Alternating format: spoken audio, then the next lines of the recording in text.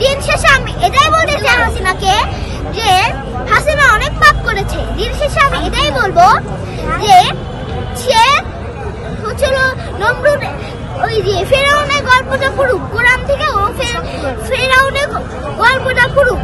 সে আল্লাহ তাআলা কত ভয়ঙ্কর পরিণতি করেছে, যুগে যুগে ফেরাউনকে আল্লাহ কি করেছে। বিচার হবে দরকার না, সে হাসিনাকে আমরা ফাঁসি দিব, তার মুখের উপরে আমরা থুতু ছিড়াবো এবং তার মুখের উপরে আমরা জুতা দিব।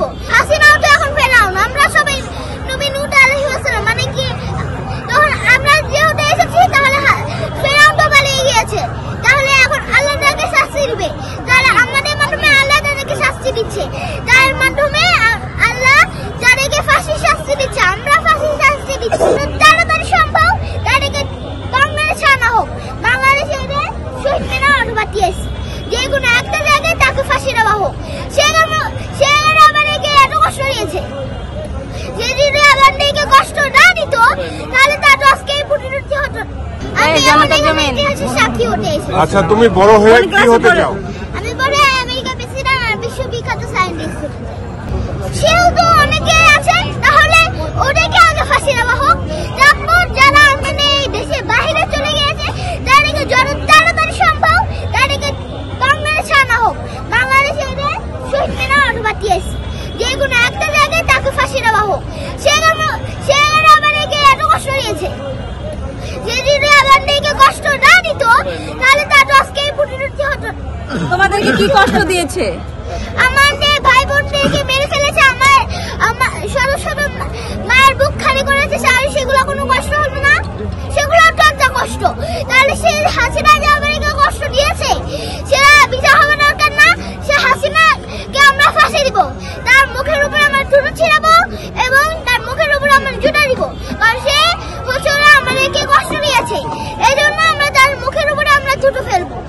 এই যে হাসিনাকে সেই দিন কালকে হচ্ছে জুতা নিক্ষেপ করা হলো, তাহলে এটা যুগের পর যুগ তো মানুষ মনে রাখবে যে এই হাসিনাটা আমাদের উপরে এরকম করেছিল। তারপরে আমরা উঠে দাঁড়িয়েছি, তখন এটা হয়েছে, তখন ওটা হয়েছে, তারপরে আমরা সবাই মিলে তারপর মুছে ফেলা হয়েছে, কেউ যেন মুছে ফেলার চেষ্টা করেছে, তখন আবার বানানো হয়েছে, তার মুখের উপরে আমরা থুতু ফেলেছি, তার মুখের উপরে আমরা জুতা ফেলেছি। তার সেটা যে বলা হয়েছে সেটাও তো সবাই জানবে। ঘৃণা, অহংকার, দুর্নীতি মুক্ত সুন্দর একটা বাংলাদেশ চাই। তোমার নাম কি? আমার নাম নিহা। কোন ক্লাসে পড়ো? আমি কেজি 2 থেকে স্ট্যান্ডার্ড 1 এ উঠেছি।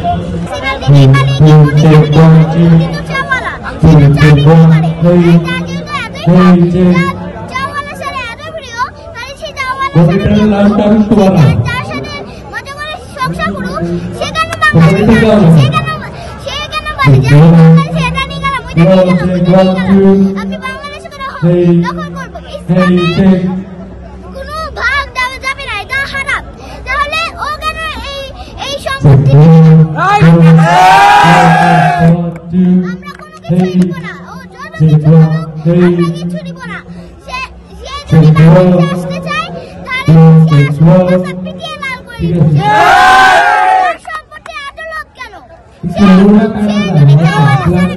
বিয়ে করে, যদি সে সংসারই না চালাতে পারে, সে ভিক্ষা করুক, সে